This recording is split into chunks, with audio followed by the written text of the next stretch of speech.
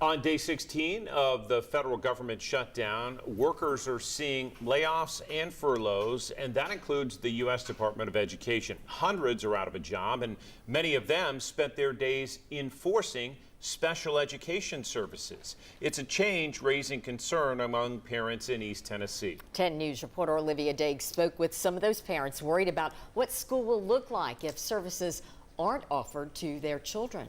Olivia?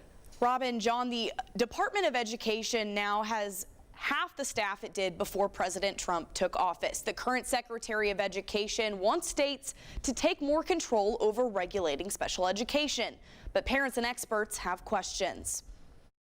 8-year-old Luke is like most kids in East Tennessee. He loves flowers and the Vols. We are finally to the point where he is in the general education classroom. His mom, Alexis Rhodes, says he needs extra support because he has autism and ADHD. If there's a timed test, he gets time and a half to take that. He has longer to turn in assignments. He has an IEP, an individualized education program. First thing parents should know is that their children's IEPs must be enforced. An associate professor at LMU says although there are protections with laws, there are concerns with sweeping cuts in the Department of Education. They are responsible for enforcing those IEPs.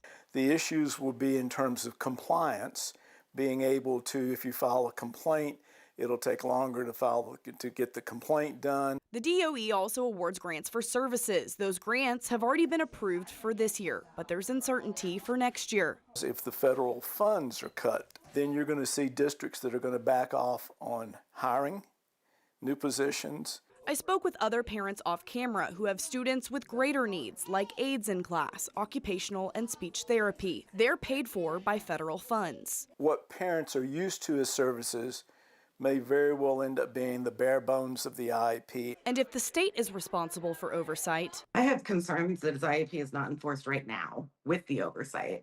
At least right now I have recourse for that. I reached out to Knox County Schools with questions about this. They said in a statement, KCS will continue to provide all services required under IDEA, including an IEP. And as of right now, they're not anticipating changes. I also reached out to the State Department of Education. They did not meet our deadline for comment. Olivia, thank you.